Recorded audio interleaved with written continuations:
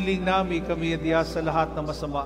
Pagkalooban ng kapayapaan araw-araw, iligtas sa kasalanan at ilayo sa lahat ng kapahamakan, samantalang aming pinananabikan ang dakilang araw ng pagpapahayag ng tagapagligtas naming si Jesu Cristo.